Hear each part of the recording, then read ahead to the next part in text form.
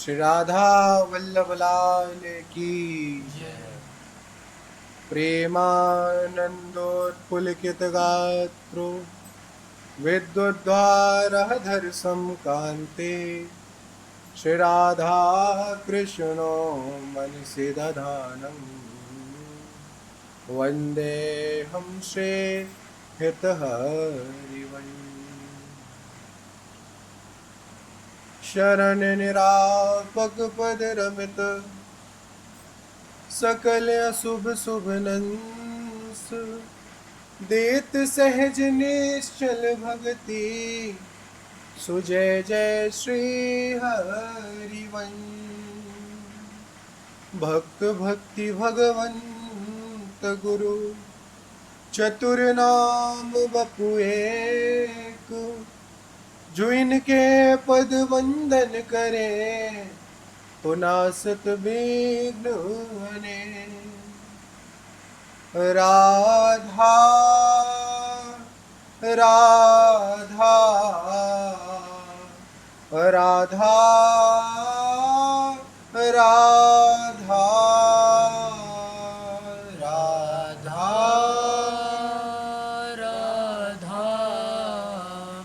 राधा राधा श्री राधा राधा राधा राधा राधा राधा राधा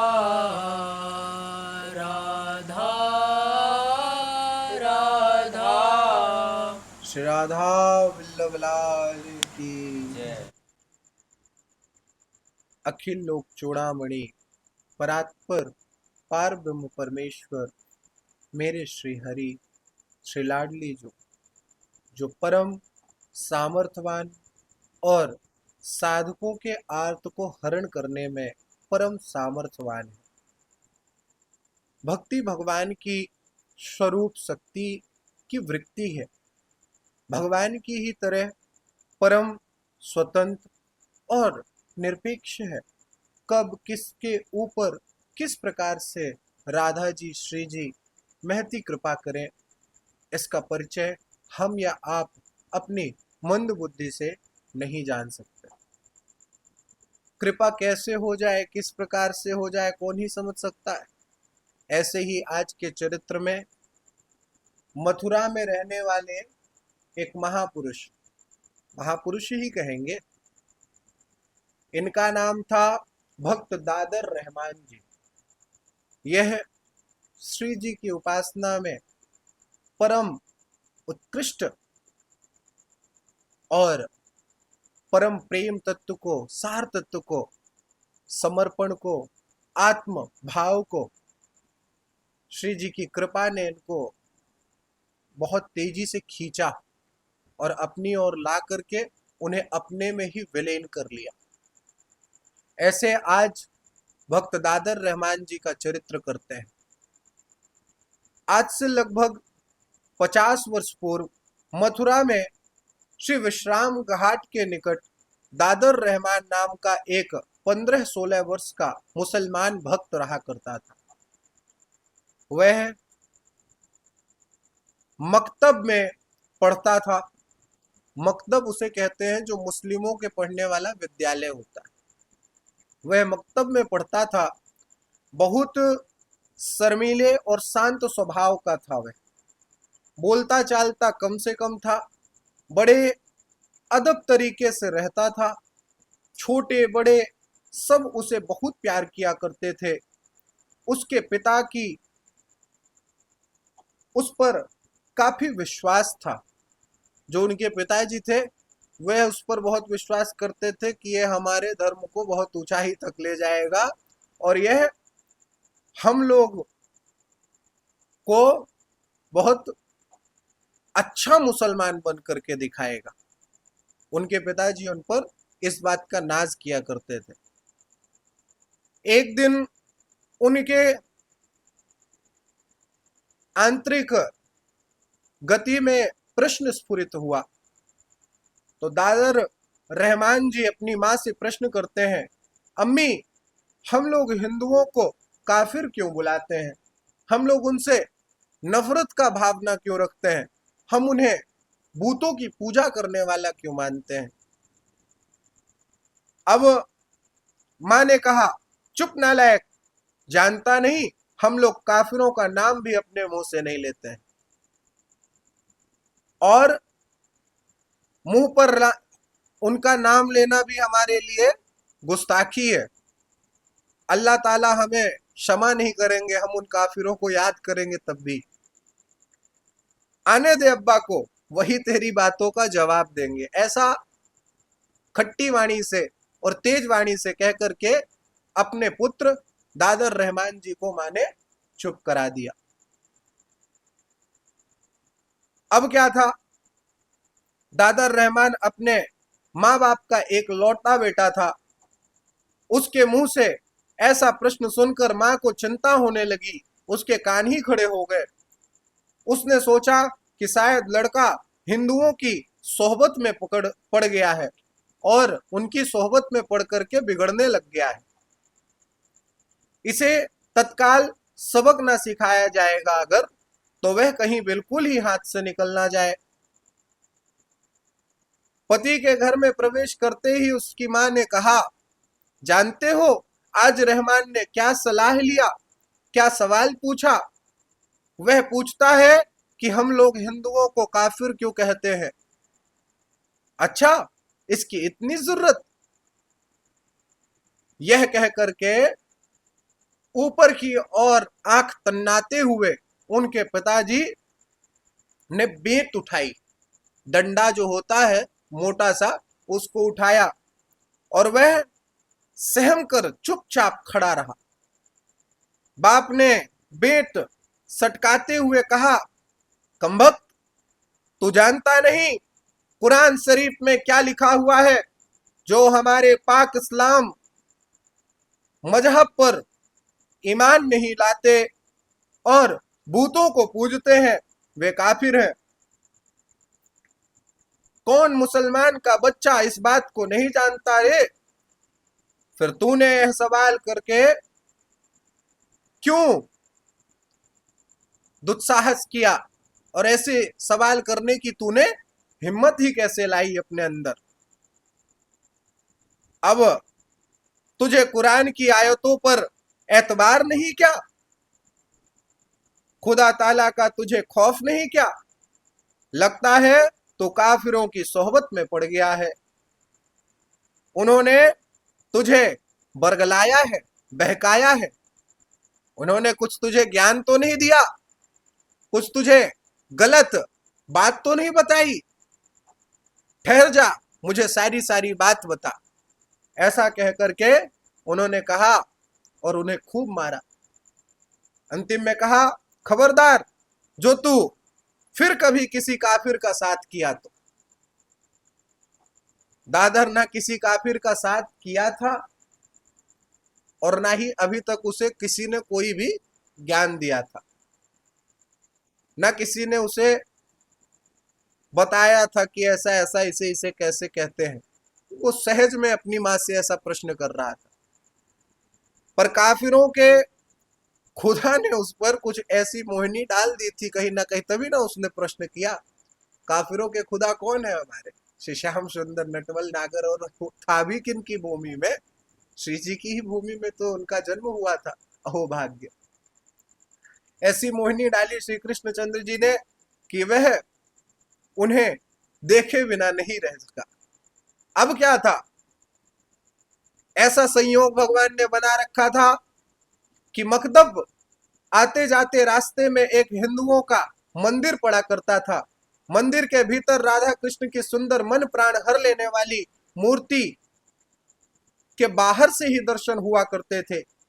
वह मंदिर के दरवाजे पर खड़ा खड़ा उन्हें एक टक देखा करता था। उन्हें देखते देखते कभी कभी अपनी सुध बुध खो बैठता था। मकतब में और घर में देर से पहुंचने के लिए उसे खूब डांट खानी पड़ती थी। अब क्या था, भक्त दादर रहमान पर इस बात का कोई भी असर अब धीरे धीरे होना बंद हो गया कि मुझे मार पड़ती है, मुझे डांट पड़ती है। वो अपना स्वभाव छोड़ नहीं रहे थे, क्योंकि वो मोहिनी डाल रखी थी। जैसे आजकल के लोग कह देते हैं कि इस पे किसने मोहिनी डाल दी कि ये हमारी बात ही नहीं सुनता। तो अब किसी की बात दादर रहमान जी को समझ में नहीं आती थी।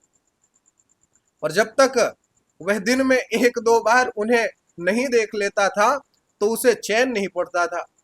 कई बार तो उन्हें देख देख कर उसकी बेचैनी और अधिक बढ़ जाती थी। उनकी मोहिनी मूरत उसकी आंखों को ऐसे हर लेती थी कि अब उसको घर जाने के बाद भी उनकी ही दृष्टि, उनका ही झलक दिखती रहती थी। ऐसा वक्त दादर रहमान के साथ होने लगा। और हम सब हैं कि नित्य प्रति आठों याम श्री जी की सेवा मिल रही है, तब भी हमारी स्मृति ना जाने किधर विष्णु में, विषयों में ही घुली हुई है। अब देखो, उसके नेत्रों में पानी भर आता था श्री जी को देख देख करके। कभी कभी तो बार बार किसी बहाने से उसे पहुंचकर अपनी वह बेचैनी को छिपाने की कोशिश किया करता था। अब यह करते करते कई समय बीतता गया। उसका चचेरा भाई एक उसके साथ, कासिम नाम का चचेरा भाई था, उसके साथ उसी मकतब में पढ़ता था। वह एक अच्छा मुसलमान था। दिन में 5 बार नमाज पढ़ता था। उसे दादर की काफिराना हरकतें थोड़ी थोड़ी पता लगने लगी थी। एक दिन जब दादर काशिम के साथ मकतब से लौट रहा था, उसने उससे कहा, तू घर जा, मैं जरा ठहर कर आऊंगा। किन्होंने? कासिम को भक्त दादर रहमान जी ने कहा कि आप घर जाओ, मैं थोड़ा ठहर कर आऊंगा। कासिम ने कहा, मैं जानता हूं तू कहां जाएगा, काफिरों के मंदिर ना, मैं नहीं जाने दूंगा। झट से उनका हाथ उन्होंने पकड़ लिया। अब कासिम उनको जाने से रोक रहा था। वहां जाएगा तो तू भी काफिर हो जाएगा, तू मेरी बात मान। भाई, तूने उस मंदिर में किशन जी की और उनकी दुल्हनिया को देखा है क्या? अब ये किससे बात कर रहे हैं? कासिम जैसे ही हाथ पकड़ करके उनको जाने से रोकने लगा तो मन थोड़ा मधुर और अवरुद्ध कंठ से दुखित होकर के इनको बताने लगे, भाई कासिम, तूने उस मंदिर में किशन जी और उनकी दुल्हनिया को देखा है क्या? दादर ने अपने आंसुओं को छिपाते हुए और भरे हुए कंठ से विनम्रता पूर्वक उनसे यह प्रश्न किया कि तूने ठाकुर जी और उनकी दुल्हनिया को देखा है? अब क्या था, वह क्या मुसलमानों के देखने की चीज है? ऐसा कह करके कासिम तेज आवाज से कहने लगा, भूतों को भला हम मुस्लिम देखने जाएंगे, कभी उनकी मंदिर में प्रवेश करेंगे? ऐसा कहते हुए वह गुस्से से भर करके उनको कहा कि वह मुसलमानों के देखने की चीज नहीं है। अब भक्त दादर रहमान ने उनसे कहा, क्यों? खुदा की दुनिया में सभी कुछ तो उसका बनाया हुआ है, उसकी बनाई किसी चीज को देखना गुनाह कैसे हो सकता है? अब उनको और ज्यादा उन पर शक हुआ। कासिम के अंदर तो अब आग ही जलने लगी। कासिम ने कहा, दादर, तू पूरा काफिर हो गया है, अल्लाह तुझ पर खफा होगा, तुझे काफिरों के साथ जहन्नुम भेजेगा। अब ये सब जो कुरानों में लिखी हुई बात है वो कासिम ने उनको कह सुनाई। अब कासिम को उसका जवाब देते हुए अपने जो भक्त दादर रहमान है वो पता है क्या कहते हैं? वो कहते हैं, अरे मेरे भाई कासिम, अल्लाह तो मोहब्बत चाहता है, जो उससे मोहब्बत करता है उस पर वह खफा क्यों होगा? ये कह करके कासिम ने उसका झटके से हाथ छोड़ा और कहा, अब जा तू मर। यह कह करके कासिम वहां से चला गया। 2 दिन तक सोचता रहा कि चाचा जान से दादर की ये काफिराना हरकतें मैं कहूंगा। और कहूं कि ना कहूं, कहूं कि ना कहूं, इस प्रश्न में 2 दिन उसके बीत गए। वह जानता था कि यह सब सुन करके उसकी बोटी बोटी उधेड़ देंगे चाचा जान, पर अंत में उसने निश्चय किया कि भाई को काफिर होने से अगर बचाना है तो उसका फर्ज है कि उसके घर में जाकर चाचा जान से वह सब कुछ कह सुनाए। चाचा जान का क्या था, वो तो पहले उस प्रश्न को पूछते से डंडा लेकर बेत लेकर के उनको दौड़ाए और लाल कर दिए थे। अब तो और ज्यादा उनका गुस्सा ऊपर तक पहुंच जाएगा।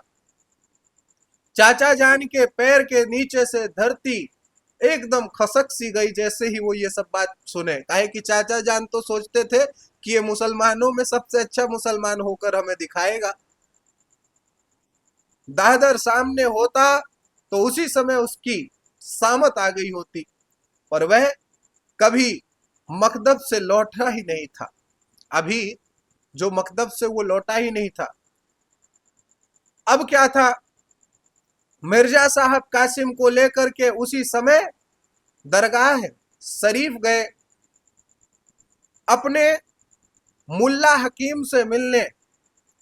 उन्हें भी कासिम ने दादर के बारे में, दादर रहमान के बारे में सब कुछ बता दिया और कहा मैंने अपनी आंखों से देखा है।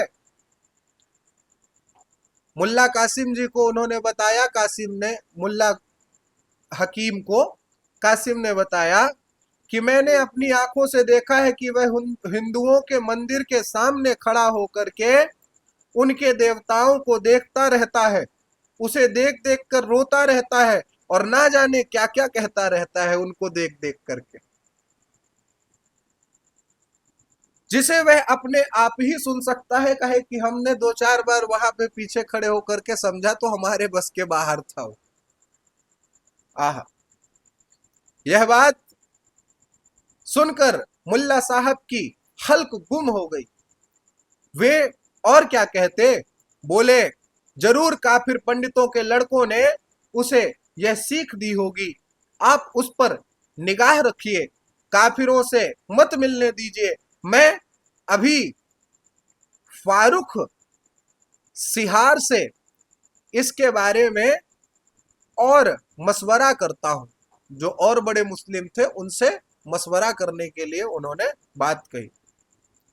इतना कह मुल्ला साहब फारूक फारूक सिहार से मिलने चले गए।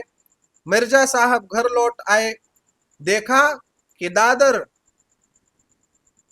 गुमसुम होकर के बैठा हुआ है। उसके चेहरे को देखकर लगता है जैसे उसने कोई गुनाह ही नहीं किया है। उसे देखते ही वे आग बबूला हो गए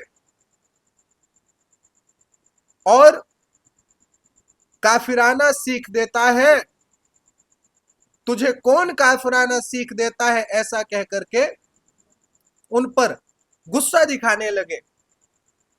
कौन तेरा सलाहकार है, कौन तुझे ये सब बातें कह रहा है। और दादर को लगातार पीटते रहे। उसने कुछ भी कहा नहीं, बस वो पीटते रहे और वो उनसे पिटता रहा। कौन? दादर। दादर रहमान को पीटते रहे और वो पिटते रहे। इसके बाद कुछ दिन मिर्जा साहब को ऐसा लगा कि दादर का रवैया काफी बदल गया है। वह चुपचाप रहता और कहीं आता जाता नहीं। एक दिन दादर की मां ने मिर्जा साहब से कहा, तुम लड़के को देखते नहीं, मुझे लगता है कोई देवता उस पर सवार हो गया है, जैसे ऊपरी कोई बाधा। उसकी आंखें हर समय लाल रहती हैं। यह प्रेमियों का देखो लक्षण है। प्रेमियों का लक्षण है कि उसकी कैसी स्थिति, जब उसके अंदर प्रेम समाहित रहेगा तो क्या क्या लक्षण उसके अंदर होंगे। उसकी आंखें लाल रहती हैं, उसकी आंखों में पानी जैसे हर वक्त भरा रहता है। कोई उसके पास जाए तो वह दूर खसक जाता है। अकेला रहना उसे पसंद रहता है। ये प्रेमियों की नहीं खान पान तिहि भावे, नहीं कोमल वसन सुहावे, सब विषय लगे तिहि खारा, हरियासिक का मगन्यारा। यह सब देखकर मुझे डर लगता है। उस दिन से मिर्जा साहब उसकी विशेष देखभाल करने लग गए। एक दिन रात के समय जब वे उसे देखने गए तब वह अपने बिस्तर पर नहीं था। खोज की तो देखा वह बाहर अंधेरे में एक कुएं की मेड़ पर चुपचाप बैठा हुआ था। उन्होंने उसे बेहद मारा पीटा और घसील करके उसे अपने कमरे पर ले आया, यह सोचकर मारा कि जो भूत ऊत चढ़ा हुआ हो उसको उतर जाए। पर उनको भूत काहे का चढ़ा था? श्री जी का, लालजू का। वो भूत क्या किसी भी बात से उतरेगा? तब एक दिन अपनी बीवी के कहने पर मिर्जा साहब मौलाली, मौलाली क्या होते हैं नहीं पता अभी, मौलाली ओझा, ओझा जो होते हैं मौलाली झाड़ फूक करने वाले उनके मुस्लिम शासक में, तो मौलाली को बुलाने गए। उसी दिन दादर घर से लापता हो गया। अब जैसे ही वो झाड़ फूक करने की चर्चा में उनको डाले तो दादर उसी दिन से लापता हो गए। अब क्या था, दादर जैसे ही घर छोड़कर गए तो उनकी मां बेचैन जाने के पूर्व अम्मी से यह कह गए थे चुपके से कि मेरी उम्मीद छोड़ दो, मैं एकदम काफिर हो गया हूं, लाडली मुझे बुला रही हैं, अब मैं नहीं आऊंगा। अब ये कहते हुए वो एक दो दिन पहले ये बात कह दिए थे और सो ही गए थे। अब मिर्जा साहब को काटो तो भूख नहीं। आहा, यह पश्चाताप ही पश्चाताप, नाहक मैंने उसे इतना मारा पीटा। वह नादान बच्चा है, किसी के सिखाने पढ़ाने पर आ गया होगा। अगर मैं प्यार से समझाता तो शायद धीरे धीरे वह सुधर गया होता। वे अपने इकलौते लड़के की खोज में पागलों की तरह इधर उधर भटकने लगे। जो मिल जाता उसी से अपनी दुख भरी कहानी कहने लगते, लड़के का हुलिया बताने लगते, अपना पता बताने लगते कि कहीं दिख जाए अगर तो उनकी सूचना देने की प्रार्थना हम आपसे करते हैं कि हमारा बच्चा हमको जल्दी मिल जाए। 10-12 दिन बीत गए। इस तरह खोज करते करते एक दिन विश्राम घाट पर उनकी भेंट हुई बंगला से आए हुए एक यात्री श्री प्रमोद कुमार चट्टोपाध्याय से। किनसे?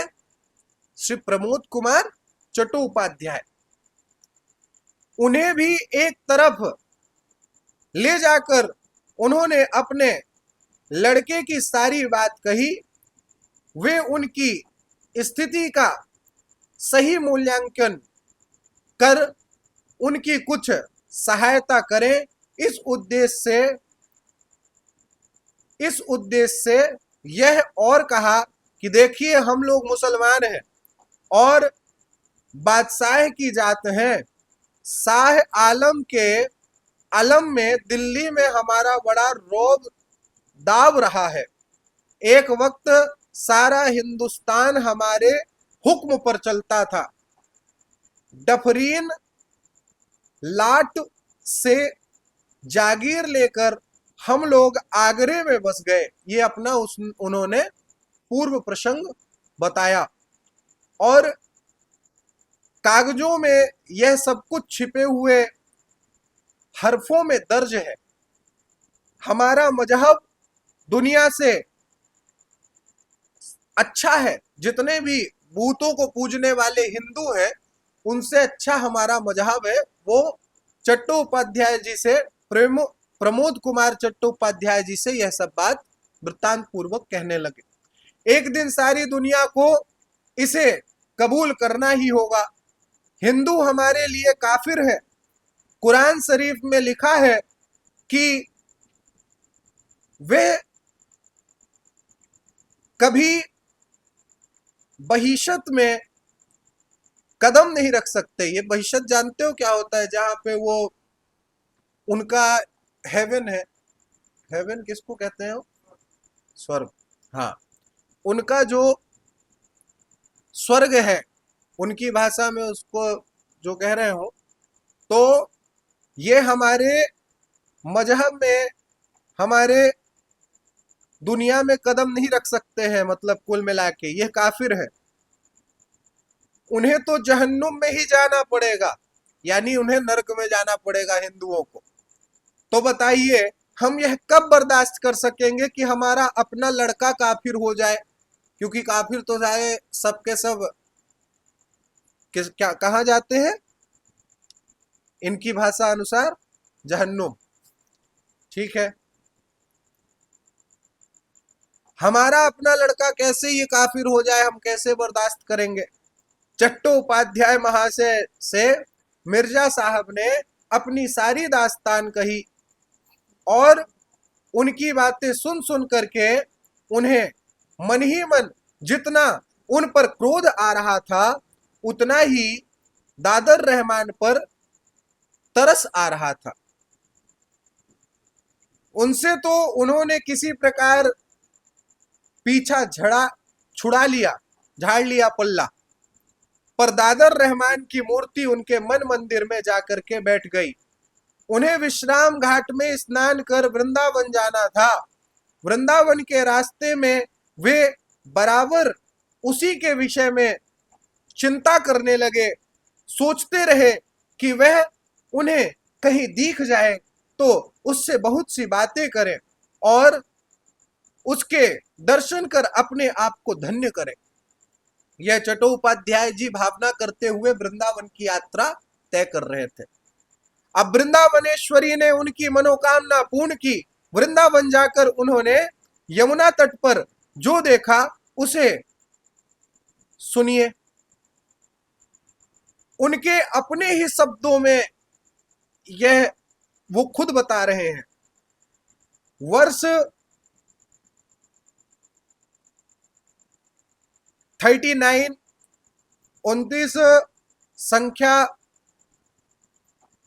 12 में प्रकाशित उनके विलक्षण प्रेम और विलक्षण कृपा शीर्षक लेख से उद्घृत है। एक ग्रंथ उन्होंने लिखी थी, उसमें चट्टोपाध्याय जी ने भक्त दादर रहमान के बारे में चर्चा की कि जब मैं वृंदावन यात्रा में था तो हमें एक ऐसे भक्त की लीला देखने को मिली। जहां बैठा था उससे कुछ दूरी पर 3 अपूर्व विशाल वृक्ष खड़े थे। यह प्रत्यक्ष की घटना उन्होंने अपनी वाणी में लिखी है। सुंदर सुपरिष्कृत तृणहीन भूमि पर लंबे लंबे 3 वृक्षों के मूल इस प्रकार समान अंतर पर विद्यमान थे कि उनके बीच एक सुंदर त्रिकोण क्षेत्र की सृष्टि हो गई थी। उनके भीतर कौपीनधारी एक मूर्ति अद्भुत भंगिमा के साथ बैठी है। वह भंगिमा ऐसी चिंताकृषक है कि मेरी दृष्टि बलपूर्वक उसी की ओर खिंची चली जा रही थी। प्रथम दृष्टि में ही ऐसा लग रहा था कि वह मूर्ति किसी वैष्णव एवं योगी की हो। उसका बैठने का ढंग योगी जैसा था। मैं अपनी जगह पर स्थिर न बैठ सका, उठ खड़ा हुआ और निमिष मात्र में उस स्थान पर जा पहुंचा। वहां देखी एक अद्भुत बालक की मूर्ति, स्वास्थान पूर्वक सुडौल उज्जवल गौरांग वर्ण, कौपीन मात्र वस्त्र, एक ऐसा सफेद वस्त्र धारण किया हुआ था उन्होंने। लगा जैसे व्यासपुत्र परमहंस सुखदेव जी की ही मूर्ति बैठी हुई। आहा! उन दिनों कुछ ठंड थी, किंतु बालक के शरीर पर कोई वस्त्र नहीं था। शायद उसे इसकी आवश्यकता भी नहीं थी, किंतु मेरी बुद्धि तो स्थूल देहवत बुद्धि ठहरी। उसका शीत बोध अपने ऊपर आरोपित कर अपने शरीर का गर्म कपड़ा उसे ओढ़ा दिया। उसकी अपलक दृष्टि यमुना की ओर निबद्ध थी।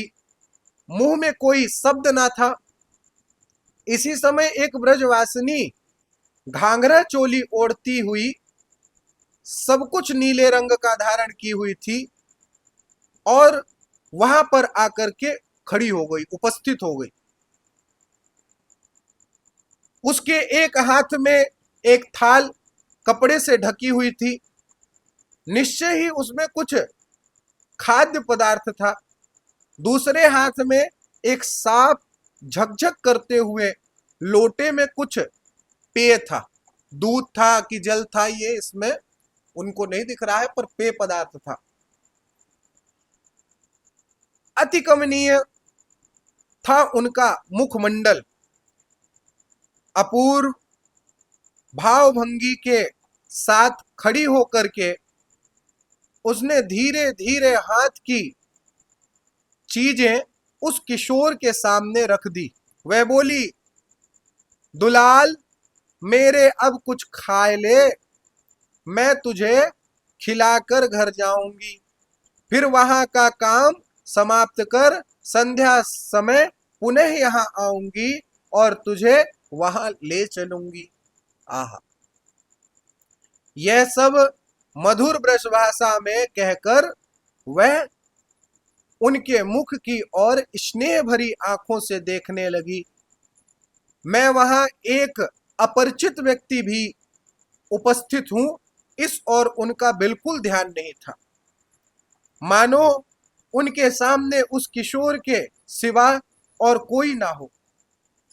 उसकी बातें इतनी मधुर थी कि भाषा के साथ कंठ स्वर मिलकर एक अपूर्व संगीत की सृष्टि कर रहे थे। साधु में किंतु कोई भावांतर नहीं हुआ। साधु यानी वो बालक में, भक्त दादर रहमान जी में कोई भी फर्क नहीं पड़ा। वो मुड़ भी नहीं रहे, हिल भी नहीं रहे, वो बैठे हुए हैं, अपलक नेत्रों से यमुना जी की ओर वो देख रहे हैं। वह जैसे अपलक नेत्रों से यमुना जी की ओर ताक रहे थे, वैसे ही ताकते रहे। यह देख उस ब्रजांगना ने व्याकुल भाव से फिर से कहा, मेरे लाल, ए मेरे लाल। यह कहते हुए उसके चिबुक का स्पर्श किया। उस समय वह ध्यानस्थ किशोर तनिक चौंका, किंतु उनके नेत्र वैसे ही अपलक बने रहे। फिर एक बार उस नवागता के मुंह की ओर देखकर वह बोला, चंपा, मुझे ले चलो, ले चलो। और यह कहते कहते उठने लगा। अब यह समझ करके, यह बात सुन करके उन्हें यह जानते देर न लगी कि यह श्री जी की नित्य सखी हैं। जननी की तरह स्नेह से हाथ पकड़कर मधुर भाषा में वह ब्रज नारी बोली, अभी नहीं मेरे लाल, अभी कुछ खा ले, उसके बाद संध्या समय आकर तुझे ले चलूंगी, ले जाऊंगी। इतना कह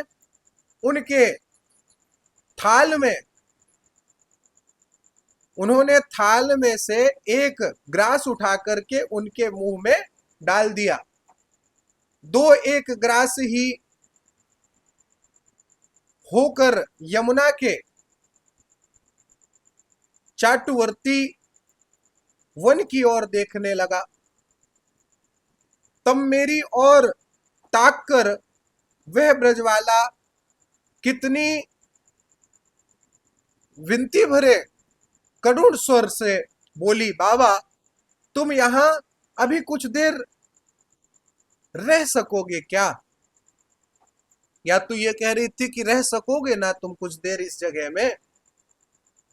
मेरे उत्तर से वह प्रसन्न हुई, किंतु फिर उस बालक की ओर देखकर अश्रुपूर्ण नेत्रों से बोली, कल ही मुझे लाडली जी ने कहा कि उसका सब समय ध्यान रखना।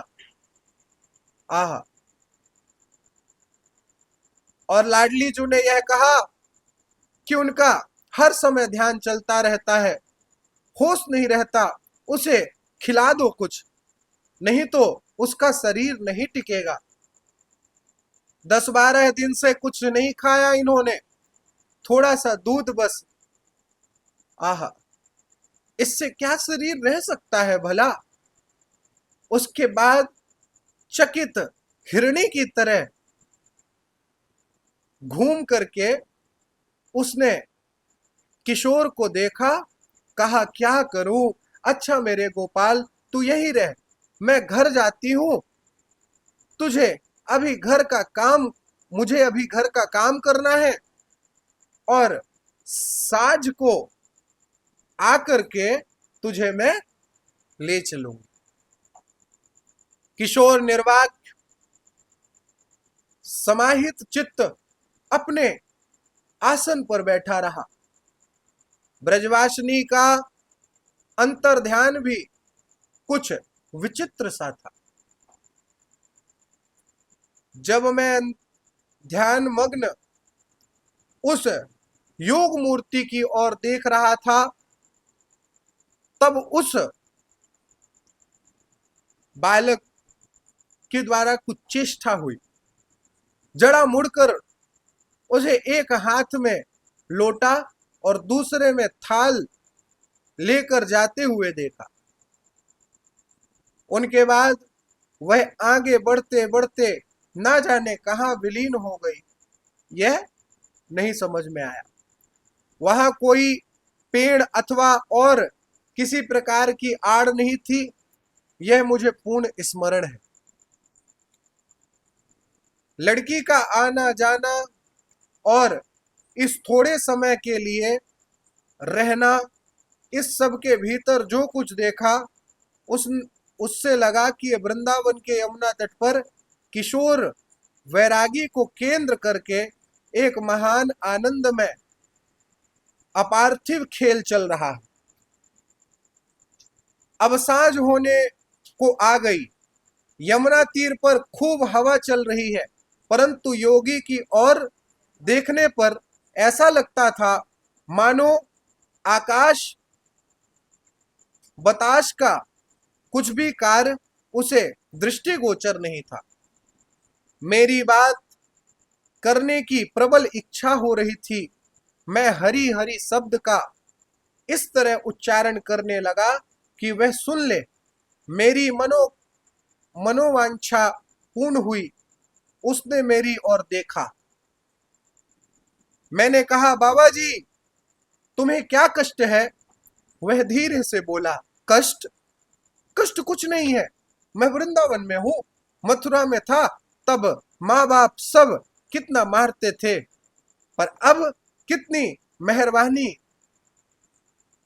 कृष्ण जी की। अब वो कृष्ण जी कहते थे, मुसलमान भाषा में उनका शब्द उतना ज्यादा अभ्यासरत नहीं था, तो उन्होंने कहा कृष्ण जी की और श्री राधा जी की इतनी मेहरबानी है, मुझे कोई कष्ट नहीं है। बस इतना वह संज्ञा हीन हो गए यह कह करके। आहा, थोड़ी देर बाद बोले, तुम जानते हो राधा कुंड कहाँ है? और व्याकुल भाव से मेरी ओर ताकने लगे। मैं बोला, जानता हूं। सुनते ही महान उत्साह के साथ उस बालक ने कहा कि तो मुझे क्या वहां तक तुम ले चलोगे?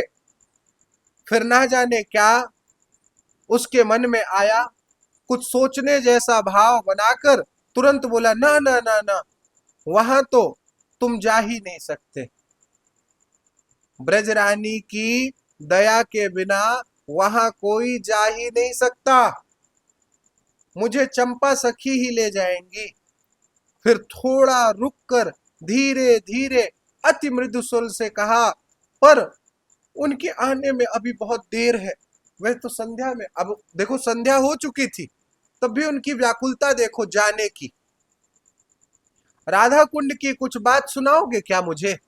ऐसा कह करके भक्त दादर रहमान उनसे चर्चा करने लगे। मैंने विनम्रता पूर्वक उनसे पूछा। सुनते ही उसके शरीर में एक अनिर्वचनीय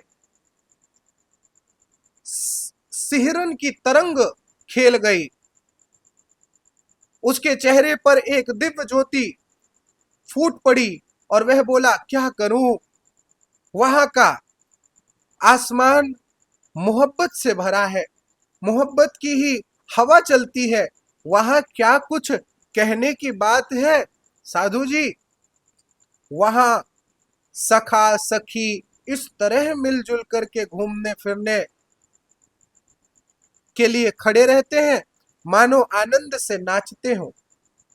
उनकी बातें, गाना, हर एक सुर ऐसा है कि कान में पड़ते ही बेहोश कर देती है। आहा आहा, आनंद ही आनंद।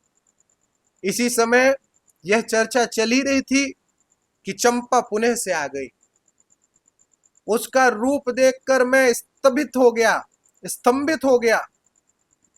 यह तो वह ब्रजरानी नहीं जिसने मुझे यहां रहने के लिए कहा था। वेशभूषा भी वह नहीं, यह तो एक अपूर्व ही है वेश है। अब तक किसी को भी ऐसी पोशाक में हमने नहीं देखा था। सब कुछ अत्यंत पतला, इतना हल्का मानो उड़ रहा हो, स्थूल जरा भी ना हो। उसकी अपूर्व गति एक मनोहर सौंदर्य की सृष्टि कर रही थी। बालक को स्पर्श करते ही वह उठ खड़ा हुआ। आह, अब वो चंपा जी ने उनको जैसे ही भक्त दादर रहमान जी को स्पर्श किया तो वह उठ खड़े हुए। निर्वाक चंपा आगे आगे जा रही थी और उनके पीछे पीछे वैरागी किशोर। धीरे धीरे मेरी आंखों के सन्मुख ही वे दोनों अंतर्ध्यान हो गए।